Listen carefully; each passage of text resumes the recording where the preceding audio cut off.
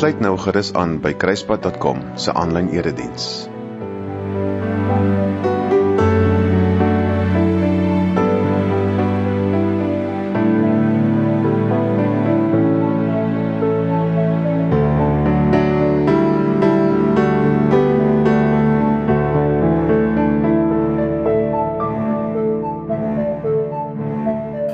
Goeiedag en baie welkom by Kruispad 24/7 se aanlyn erediens.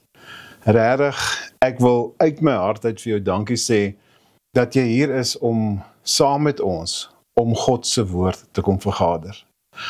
Al sit ons elkeen op ons eie plekkie ergens in die wêreld, is hier gemeenskap van die gelowiges, want ons kom saam om die almagtige God se woord na te luister. Dis hierdie almagtige God wat jou nou kom groet en vir jou welkom heet en die deur kom oopmaak na sy huis en sê genade en vrede vir jou. Kom gerus in en kom luister na my woord. Ons is besig met 'n reeks na aan God se hart en dit is wat God van Dawid gesê het. Dawid is 'n man na aan my hart. Ek wil hê dat ons ook op 'n manier hierdie titel moet kan beerwe, man of vrou na aan God se hart. Maar soos ons weet, is dit 'n proses, 'n lewenslange proses om af te kap wat nie by God pas nie. Waar ons op 'n nuwe manier van leer moet aanleer om te doen waarvoor God ons hier op aarde geplaas het. Ons kyk om dit in hierdie reeks oor hoe Dawid geleef het, dit op 'n manier ook deel te maak van ons manier van lewe. En natuurlik kyk ons ook hoe ons nie moet leef nie, om nie na aan God se hart te wees nie. Hoe pragtig was Dawid se roeping nie, 'n gewone skaapwagter, gesalf om eendag koning te word. Maar dit was juis daar in die veld wat 'n besonderse verhouding tussen God en Dawid ontstaan het. Iets wat ons elkeen ergens mee moet maak. Regtig ons roeping gaan opsoek. Hoe wonderlik was die kinderstorie van Dawid en Goliat nie. Hoe graag sal ek ook so 'n groot geloof soos Dawid wil hê, om nie vas te kyk in die reus nie, maar ons oë gerig hou op die een wat vir ons krag sal gee. Selfs in wonderwerk sal dit gebeur om ons uit die uitdagings hier om ons uit te kry. Vandag is Dawid op 'n heel ander plek. Van reuse tot grotte. Nou kom ek help jou om gou te verstaan hoe het dit gebeur. Na hierdie indrukwekkende oorwinning oor Goliat raak dinge in Dawid se lewe vinnig baie ingewikkeld. En op 'n een oomblik is hy die held van Israel en net die volgende oomblik is hy 'n vlugteling. Net omdat hy iemand is wat God gebruik, beteken dit nie dat hy altyd 'n maklike pad het nie. Soms word jy die teiken. Hoor mooi hierso. Net omdat iemand God gebruik, beteken dit nie alles word maklik nie. Soms beteken dit juis jy word 'n teiken. En Dawid se roem na die geveg met Goliat het hom baie populêr gemaak by die mense, maar natuurlik het dit vir Saul woedend gemaak. Die vroue het sommer begin liedjies sing, soos Saul het duisende verslaan, maar Dawid 10.000. En so begin daar 'n gevaarlike wig indruk tussen Saul en Dawid.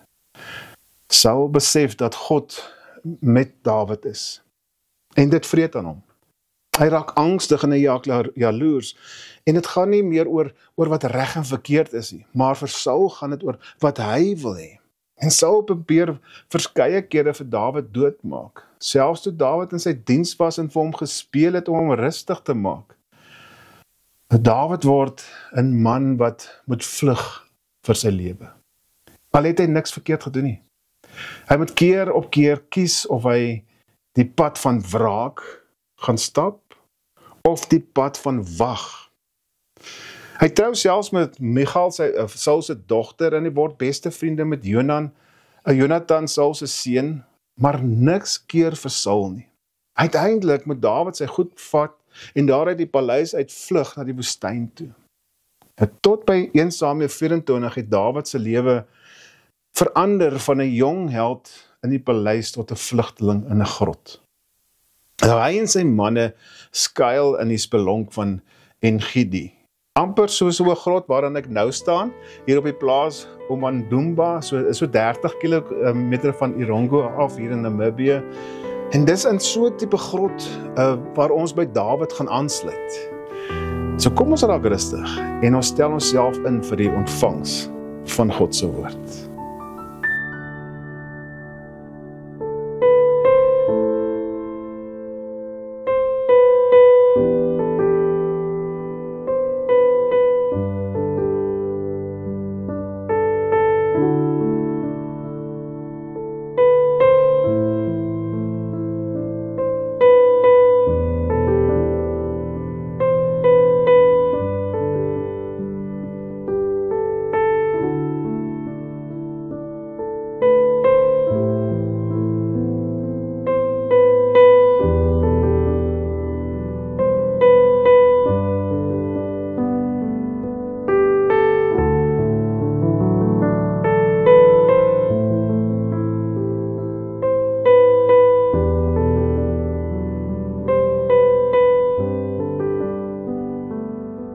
Onse Vader, Here, baie dankie daarvoor dat ons weer vandag om U woord kan vergader. Dankie Here dat U 'n lewendige, almagtige God is en dat ons weet dat U ons hier op die aarde geplaas het, elkeen met ons eie doel. En Here, baie van ons is nog nie daar nie, baie van ons is nog op pad. Ons weet dalk waarheen, maar ons weet nie hoe nie. Here, dit is nie altyd maklik om te wag op U tyd nie, want U tyd is anders as ons tyd. Ons luister baie keer na ander mense se opinies en dink ons is U wat praat. Maar tog, Here, praat U anders, doen U anders, en U daag altyd betyds op. Here, dit is nie maklik nie, en daarom vra ek, Here, dat U vandag vir ons sal help met hierdie wagting. Die wêreld is so anders, en ons moet al die tyd hol. Maar U, Here, wil hê ons moet wag. Kom help ons daarmee. Vra, Here, dat U die bedienaar van die woord en ons almal se sonde sal vergewe. Amen.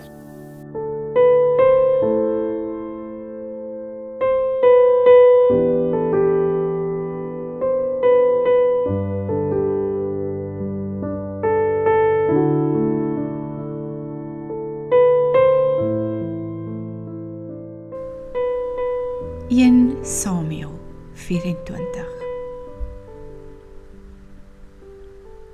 Dawid het toe daarvandaan opgegaan en in die bergskuilings by Engedi gaan bly. Nadat Saul teruggekeer het van waar hy die Filistyne agtervolg het, is daar aan hom berig gebring. Kyk, Dawid is in die woestyn by Engedi. Saul het 3000 uitgesoekte manne uit die hele Israel geneem en gegaan om by Suri Hailelem na Dawid en sy manne te gaan soek. Op pad het hy by die veekrale aangekom waar daar 'n grot was. Saul het daar ingegaan om sy voete te bedek. Dawid en sy manne het in die agterste deel van die grot gesit. Die manne van Dawid sê toe vir hom: Kyk, dit is die dag waarvan die Here vir jou gesê het. Kyk, ek gaan jou vyande in jou hand gee. Maak dan met hom soos jy goed dink.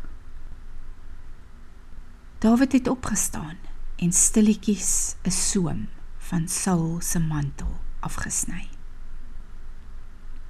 Maar daarna het Dawid sy gewete omgepla, omdat hy 'n soem van Saul se boekleed afgesny het. Hy het vir sy manne gesê: Mag die Here my daarvan weerhou, dat ek ooit so iets doen aan my Heer, die gesalfde van die Here, deur my hand teen hom uit te steek. Hy is immers die gesalfde van die Here. Met die woorde het Dawid sy manne berispe en hulle nie toegelaat om teen Saul op te staan nie. Saul het opgestaan, uit die grot gegaan en koers gekry. Daarna het Dawid opgestaan en uit die grot gegaan. Hy het agter Saul aangeroep, "My Heer, die koning!" Toe Saul omkyk, kniel Dawid met sy gesig na die grond en buig diep neer.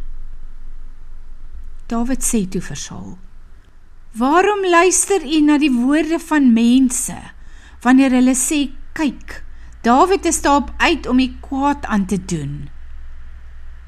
Kyk, u het vandag met u eie oë gesien, dat die Here u vandag in die grot in my hand oorgegee het. Iemand het gesê, ek moet u om die lewe bring, maar ek het u jammer gekry. Ek het gesê, ek sal nie my hand na my Heer uitsteek nie, want hy is die gesalfde van die Here. En my vader, kyk, ja, kyk hier, die soem van u mantel is in my hand. Want toe ek die soem van u mantel afgesny het ek u nie om die lewe gebring nie. Besef dan en sien in dat ek nie kwaad en opstand in die oog het nie. Ek het nie teen u gesondig nie, maar u maak jag op my om my lewe te neem.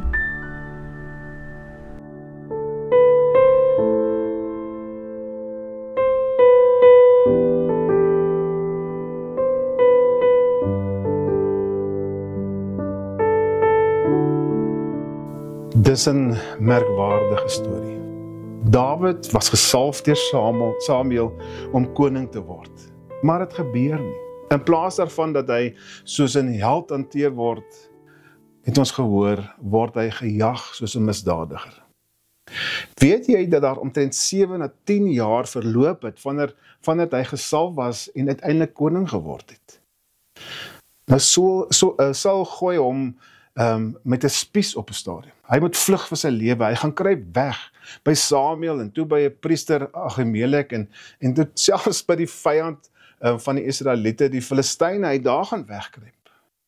En hier in die grot, terwyl hy wegkruip, sit hy en sy manne rustig, weggesteek van die vyand. En wie kom daarin? Wie kom ingestap om dalk miskien net gou 'n draai te loop? Saul. Die koning, die een wat die oorsaak is vir dat Dawid moet vlug. Nou ek wonder wat sou jy gedoen het as die een wat jou jag, die een wat sy mes letterlik en figuurlik vir jou in het, hier in jou skoot kom val. Hy is die vyand. Hy is die een wat nie binne die wil van God leef nie. God was spyt dat hy Saul as koning aangestel het. Saul het buite die wil van God geleef. En om Dawid te jag soos 'n dief en 'n moordenaar was Saul se eie beplannetjies. Wat sou jy gedoen het? Sou jy Saul net daar laat aangevat het en daar waar hy met sy broek op sy knieë sit? Dalk sou hy hom nie vermoor het nie, maar dalk daar gevange geneem het, sodat jy jou pos as gesalfde kan gaan volstaan. Wel, dis die voorstel wat Dawid se klomp manne hier in die grot vir hom gee. Hulle por hom aan om nou Saul se lewe te gaan neem, want dit maak heeltemal sin. Samuel het vir Dawid al 'n paar jaar teruggesalf as koning en is nou tyd. Almal weet dat hy die volgende koning gaan wees. Saul het teen God opgestaan. Wat hy nou doen, sê die manne, is verkeerd. En daarom sê hulle vir hom, vir Dawid, vat sommer nou die koning aan. Hier gee God hom vir jou op 'n skingbord, met sy broek op sy knieë. Dis God se wil, dat jy nou koning word, Dawid. So maak 'n einde aan Saul, want dan kan jy sommer dadelik die troon gaan opstyg. Dis tog wat God wil. Want Dawid begryp vir Saul, maar in plaas daarvan dat hy die mes, die dolk in Saul se hart insteek, sny hy net 'n stukkie van sy kleed se tossel af. Of 'n stukkie van die tossel van sy kleed af. Hoe naby was Dawid nie om sy lewe te kan neem nie. Maar Dawid kies nie om verkeerd met verkeerd te vergeld nie. Soos die Engelsman sê, do not fight the evil with evil. Dawid se hart was heeltemal anders as Saul se. Saul het in jaloesie en woede geleef. Hy was bereid om te moer oor sy onsekerheid, oor sy vrees. Hy soek vir Dawid se lewe en gebruik al sy krag en sy soldate om hom uit die pad uit te daal. Dit is so onregverdig, dit is so onmenslik, en Dawid het eintlik alle rede gehad om terug te beklei. Die geleentheid het letterlik hier op sy skoot kom val, toe Saul hom hier in dieselfde tipe grot kom bevind het. Maar Dawid vat nie wraak nie. Hy kies eerder selfbeheersing. Hy sê, ek sal nie my hand slaan aan die gesalfde van die Here nie. Dit is 'n ongelooflike besluit wat hy neem. Veral as 'n mens dink hoe maklik hy dinge kon regmaak deur die mes te vat wat hy die tossel meer afgesny het en net deur Saul se hart te druk. Maar Dawid kies nie om sy eie koningskap te verseker met geweld nie. Hy wag vir God se tyd. Hy weet dat as God hom gesalf het, sal God die deur oopmaak op God se manier en in God se tyd. Hier sien 'n mens 'n hart wat gevorm is in die veld, in die stilte saam met God, nie in die lawaai tussen mense nie, of druk van die oomblik nie, of vriende of wat familie sê nie. Dis wat dit beteken om na aan God se hart te wees. Jy leef nie meer uit jou eie emosies of eie mense se goedkeuring nie. Jy hoef nie jouself te verdedig of terug te staan nie, want jy weet God veg vir jou. Om naby aan God te leef, bring vrede, selfs in konfrontasie. Dawid sit daar in die donker van die grot en sy manne fluister opgewonde, hier is jou kans, hier is jou kans. Die Here het Saul in jou hande kom gee. En ek glo hulle het dit goed bedoel. Hulle is loyaal en hulle wil sien dat die seun van Isaai uiteindelik kry wat God hom beloof het. Maar net omdat mense naby aan jou dit sê, beteken dit nie dis God se stem nie. Groepsdruk kan soos in profesie klink, maar dis nie altyd wat God praat nie. En dis juist hier waar Dawid se hart sigbaar word. Hy laat nie toe dat mense se aanmoediging, sy oortuiging oor God se manier verander nie.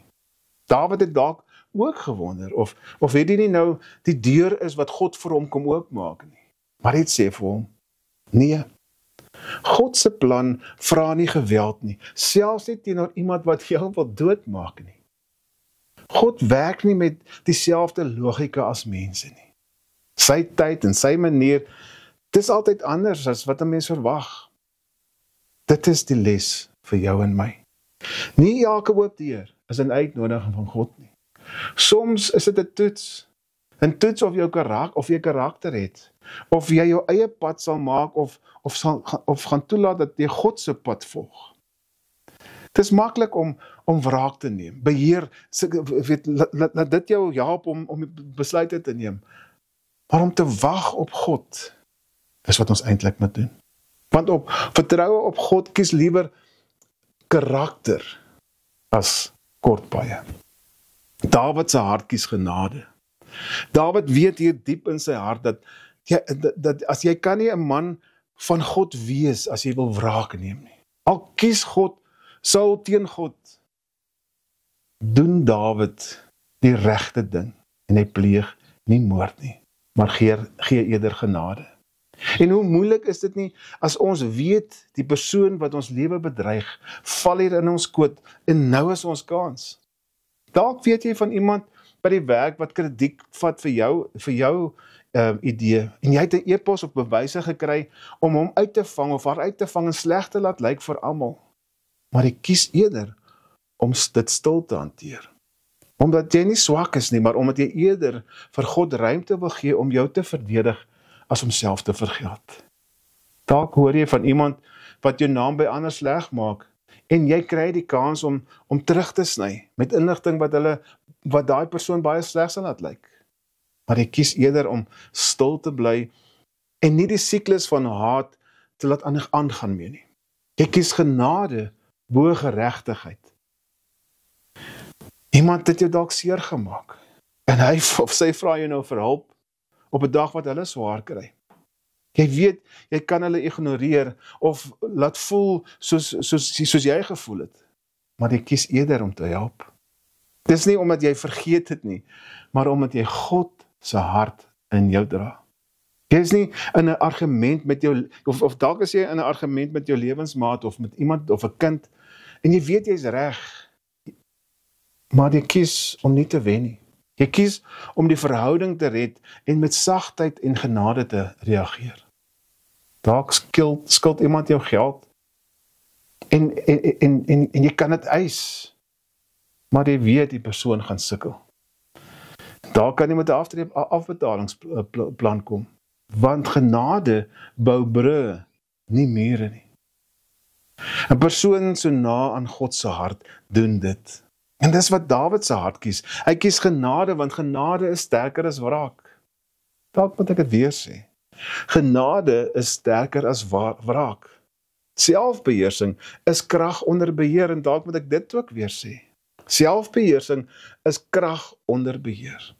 En na hierdie voorval het Dawid nog 'n kans gekry om Saul dood te maak, maar elke keer het hy gekies vir genade. Hy het weer gekies teen die gedruis van mense om hom en gedoen soos God wil hê hy moet doen.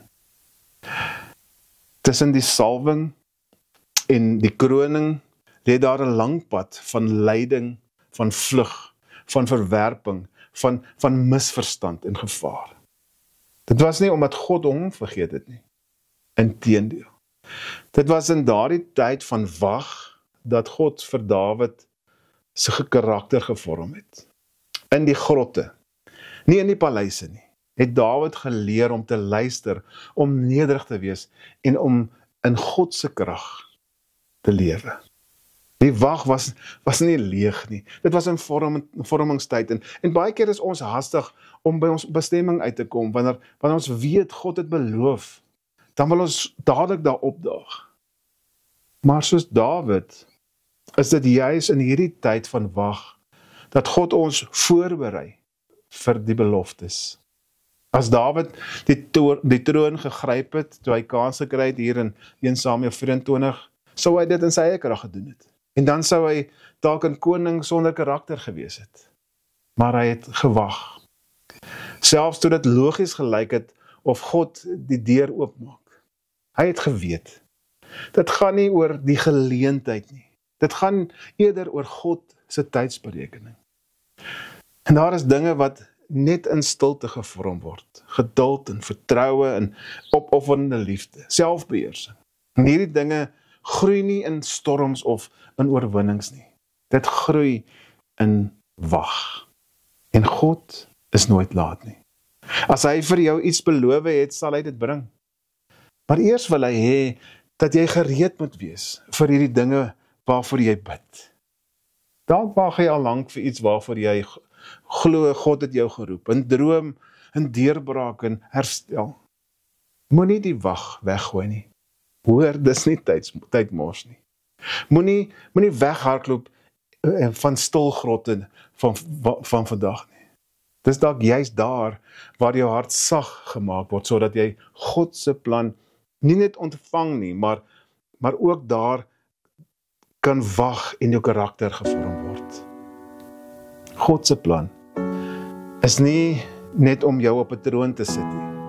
Dit is om jou hart naby aan syne te vorm. Deep within my heart, I know you've won. I know you've overcome. And even in the dark, when I'm undone, I still believe it. I live by faith and not by sight. Sometimes miracles take time. While I wait, I will worship. Lord, I'll worship your name. While I wait,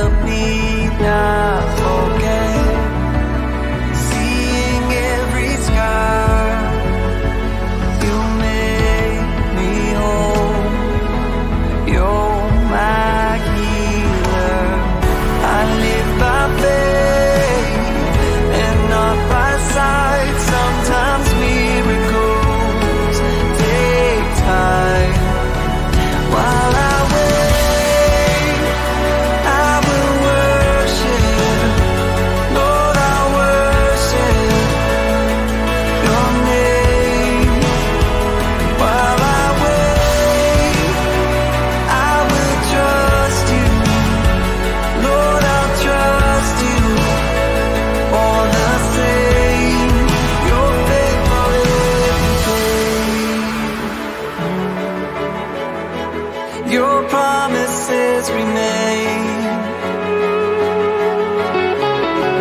You're faithful every day. Oh, your promises remain. Oh,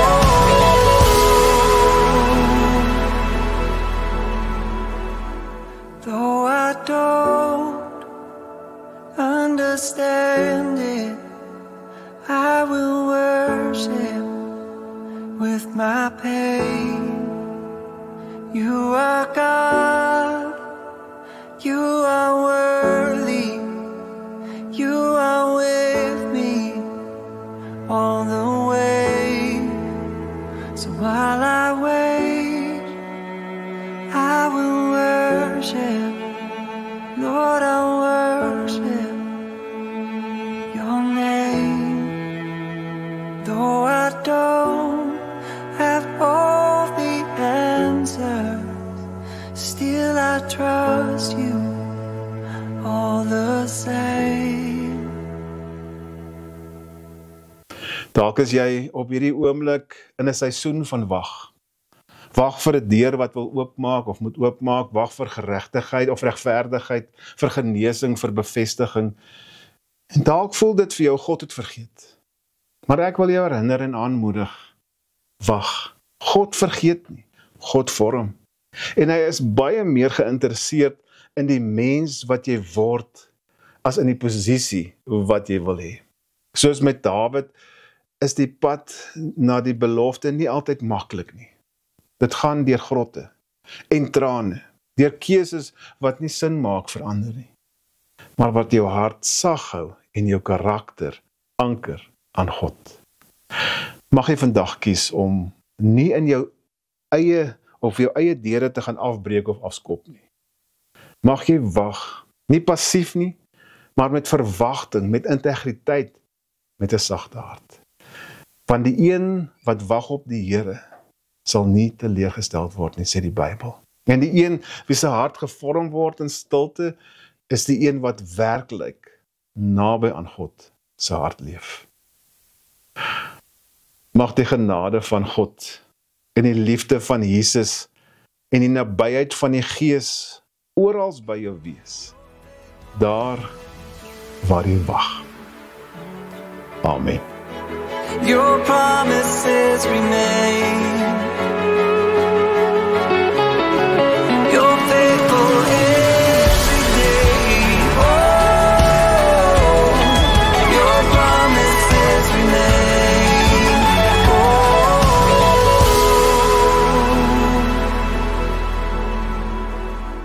though I don't understand it, I will worship with my pain. You are God, you are worthy, you are with me all the way. So while I wait, I will worship,